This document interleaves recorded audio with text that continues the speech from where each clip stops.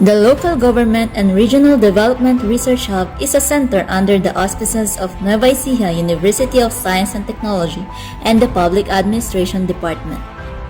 The Nueva Ecija University of Science and Technology is a state university in the province of Nueva Ecija's Central Zone, Philippines, offering undergraduate and graduate courses in specialized fields since 1908. Among the programs offered are Doctor of Philosophy in Public Administration and Master of Public Administration in the Graduate School and Bachelor of Public Administration with special topics in Disaster Management in the College of Public Administration and Disaster Management.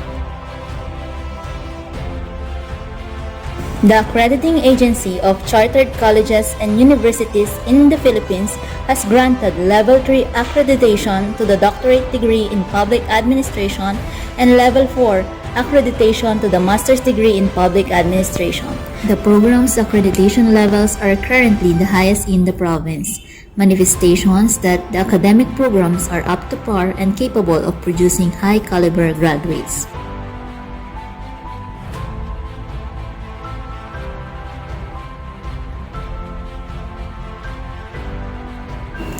Meanwhile, its bachelor's degree program is focusing on developing public servants who are well-versed in the principles of good governance and public service ideals that they may apply in their future careers. Under the wing of the Public Administration Department are the Center for Indigenous Peoples Education and the Local Government and Regional Development Research Hub. Since 2017, the Public Administration Department's Center for Indigenous Peoples Education has served as the department's extension and research arm. It provides services closer to people's home and aids in the quest for self-determination of indigenous peoples. The center assists indigenous students with their scholarship applications and introduces them to activities and opportunities that allow them to showcase their diverse cultures and traditions.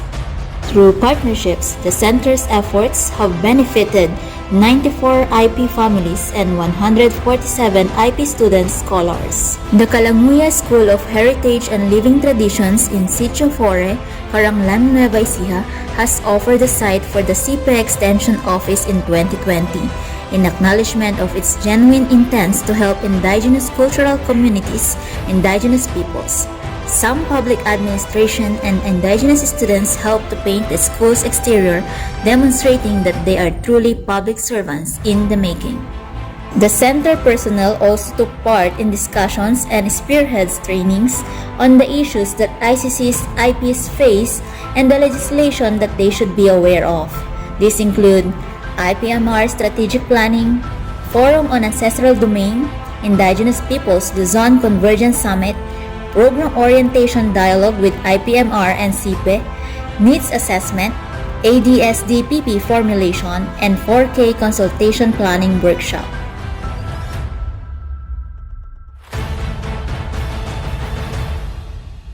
In terms of research, its personnel, led by Dr. Arniel Gabriel, has published 7 IP-related studies in international peer-reviewed journals.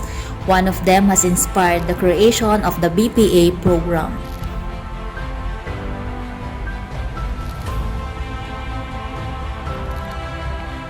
Another research arm of the Public Administration Department is the Local Government and Regional Development Research Hub. The hub is the revival of the Local Government Center, previously managed by the university, which served the needs of Nueva Ecija's local government units. The hub, unlike its predecessor, is closely supervised by the Department of Public Administration and has a regional and local scope.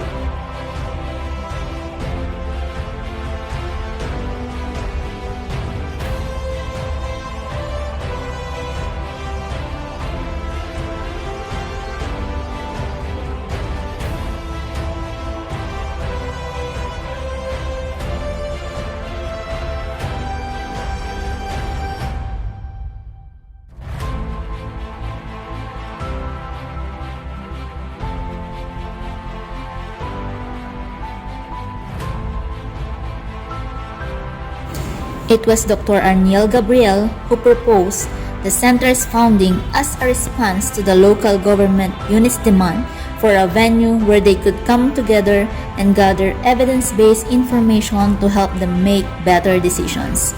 The university president, executive vice president, research director, and other stakeholders such as the OIC director of the National Economic and Development Authority, Region 6, and graduate program alumni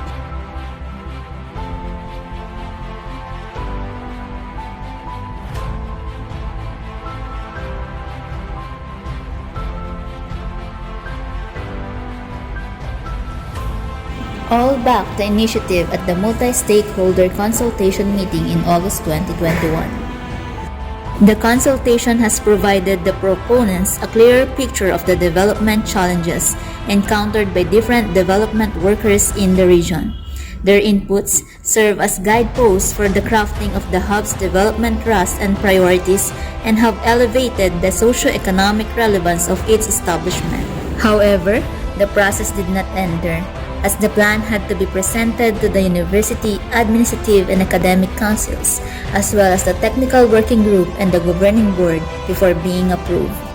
Ongoing initiatives of the hub include reaching out to the government agencies for resource and research collaborations, assisting them in the preparation for the Mandanas ruling implementation, and the development of programs that will help communities achieve the Sustainable Development Goals. Among the capacity development activities participated and services being offered by the Hub in collaboration with the Public Administration Department are DRRM awareness, preparedness, and first responders' role in evacuation or response. Barangay DRRM preparedness and awareness trainings are conducted by lecturers from the Public Administration Department who have a background in disaster management. Sangguniang Kabataan, mandatory training, evaluator and consultant of research projects.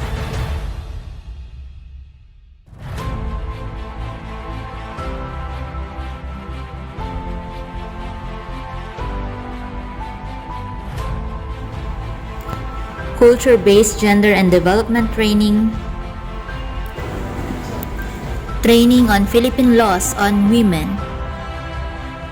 The Commission on Higher Education recently entrusted the NUST-CIPE with facilitating training workshops related to the implementation of CHED Memorandum No. 02 Series of 2019, also known as Integration of Indigenous Peoples Studies Education into Relevant Higher Education Curricula. The center was in charge of the institutional, provincial, and regional leg with representatives from both public and private colleges and universities from Region 3 in attendance. Occupational health and safety, solid waste management and environmental laws, orientation on sexual and reproductive health, project preparation, implementation, monitoring and evaluation. Sustainable Livelihood Program.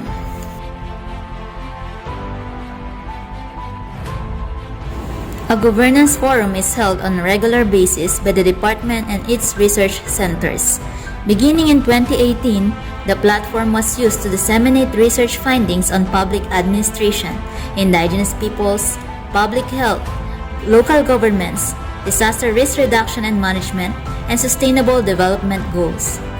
Local, regional, and national government leaders are invited to join the panel of evaluators and contribute to the improvement of the papers. The pandemic might have put some activities into a halt, but that did not stop the department from producing modules and community learning materials about public administration topics. These materials, which were originally created for the academic community, will eventually be incorporated in the Hub's resources for use by government employees and public servants. The following are some of the published researches in the Hub's databank that could be used as inputs towards policy reform and decision-making.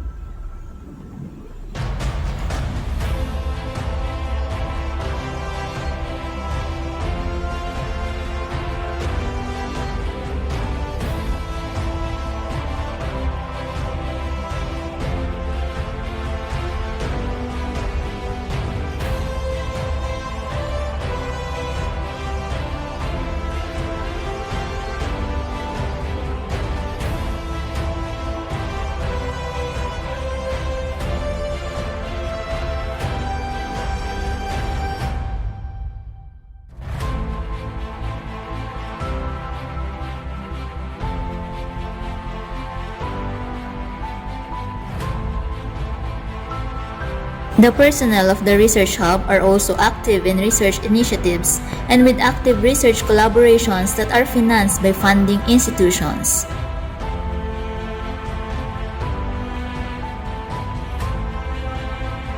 The Local Government and Regional Development Research Hub will continue to provide services to meet the needs of both government and non-government organizations and communities.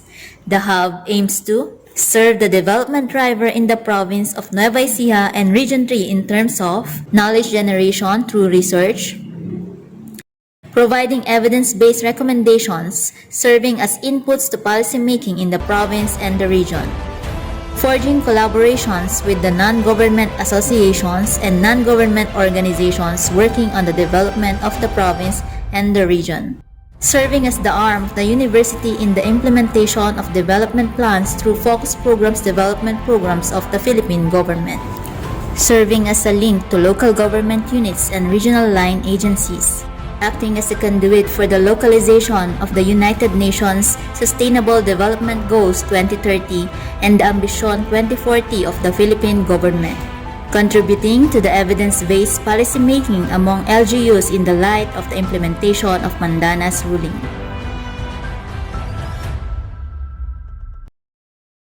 I am Police Lieutenant Colonel Leandro V. Novilla, the current Deputy Provincial Director for Administration of Nueva Ecija Police Provincial Office. I believe in the saying that education is a lifelong process. Doctor of Philosophy in Public Administration program is quite challenging as I have to cope with different course requirements that really rock my mind. Yet, it is very fulfilling on my part, personally and professionally, as it helps me thoroughly understand its concept, development, and importance, and apply them to my day-to-day work in the government. I am Alan Villaroman Mantaring, a student of Nueva Ecija University of Science and Technology. Studying at graduate school has helped me a lot, not only personally but also in my work in the Department of Public Works and Highways. As a government employee, I can say that I have been more effective in my work because of the topics, subjects, and research papers we were asked to do as students. The knowledge I gained and the discipline in doing them became a personal investment for my future in government service. The professional skills and personal development given to me by the NUSC Graduate School was truly remarkable. I was given a different perspective on public service and I earned the respect of my colleagues in our organization. Si Marks Perfecto C. Garcia, isa po akong kawani ng gobyerno under the Bureau of Fisheries and Aquatic Resources. Sa public administration, may mga natutunan po tayong mga principles, philosophies, and mga management strategies, management styles kung paano natin mas ma-implement or ma-conduct ang mga PPAs or ito po yung mga projects, programs, and activities ng isang gobyerno or ng ating kinabibilangang agency. I'm TAMAYO from the Philippine Army. I'm a part of the Civilian Human Resource and currently assigned at the Office of the Assistant Chief of Staff for Personnel or G1 as we call it. Maswerte ako na nag-enroll ako sa Masters in Public Administration. It has helped me understand working environment and understand why some problems come up the way they do and look for solutions for it. We will be faced with a lot of problems and we will be in a lot of situations that will call for knowledge of systems and processes. And if you want to learn about systems and processes, of course, you have to have formal knowledge on it. So far, I can say that if you want to be a better public servant, if you want to do something good for your working environment, kung gusto mo may magawang mabuti para sa iyong profesyon at sa mga taong pinagsisilbihan mo, go enroll for a degree. Kasi pag nag-PhD ka, mas ma-expose ka pa sa iba't ibang uri ng mga tao na nasa iba't ibang profesyon at nasa matataas na posisyon na rin kung tutuusin. At mula sa kanilang perspective, mas lalawak ang iyong perspective. We are not aiming for a perfect system, but we as students of public administration may contribute to make it a better system. And I think that is one very fulfilling goal for us. Ako po si Christian Padilla Biluya. Isa po ako yung sangguniang bayan sa bayan ng Bungabon. Bilang lingkod bayan, nais kong magkaroon ng mas malawak na pagkakaintindi sa mga trabaho na nais o dapat na ginagawa ko o tungkulin ko bilang isang lingkod bayan ng Bungabon. Mga natutunan ko sa public administration dito sa NUST ay una, syempre, yung pagkakahati-hati ng mga trabaho. Bilang isang sangguniang bayan, ito ay naiiba sa iba't ibang mga trabaho pa na napapaloob sa local government unit na aming bayan. Iba ang executive, iba ang legislative. Iba pa rin ang mga ginagawa ng iba't ibang ahensya na nabibilang sa lokal na pamahalaan at mga ahensya na nagaling sa national government agencies. Ako si Edmond Aribe ng bayan ng Bungabon. Ako po ay naging vice mayor sa loob po ng 9 na taon sa bayan ng Bungabon. I've been in politics for almost 26 years sa bayan ng Bungabon at kasalukuyan po ako na secretary dito sa Sangguniang Bayan ng aming lokal na pamahalaan. Actually, mas nauna akong good practice ko kesa sa mga jury. Pero after my term as vice mayor naisipan kong pumasok ng NES Graduate School para mag-aral ng public administration dahil sa tingin ko ay mas marami pa akong matututunan o ang pag-uusapan natin yung good governance. Kaya napakahalaga kung tayo ay interesado na mag-aral at pumasok sa politika o yung mga gustong pasukin ang paglilingkod. I am Kimberly B. Ruiz. I am currently working as Local Government Operations Officer assigned at DILG Peñaranda. It is indeed a great accomplishment for me to finish my master's degree as my work is related to local government management. And if you are working in the government, local or national level, I encourage you to take your master's degree as it will help you to learn more, to experience more, and to widen your perspective in the field of public administration. I am Ronel S. Ubongen, currently working as Local Government Operations Officer assigned in DILG, Gapan, Nueva Ecija. Napakalaking bagay ang nagawa sa akin itong aking pag-aaral dahil ito ay nakatulong upang mas maintindihan ko ang aking duties and responsibilities as public servant, and it also widens my perspective sa iba't ibang branches ng government since I have classmates from local government units and from other national government agencies. Kaya mas nalaman ko yung iba't ibang sangay ng gobyerno, national and local. And I also appreciate my role as administrator since public office is a public trust. We can learn more about our duties and appreciate more ang role natin. You really have to strive for it. And wala namang age limit dyan eh. So, importante, you really strive hard, mag-aral, let us continue to study. Ito kasi yung great equalizer.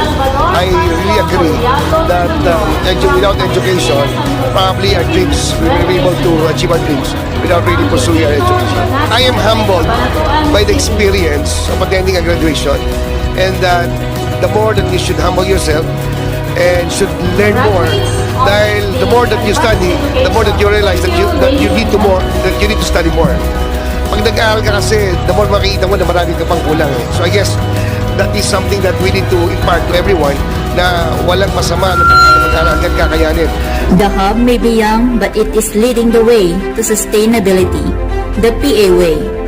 LGR-DRH, collaboration-oriented, demand-driven, development driver.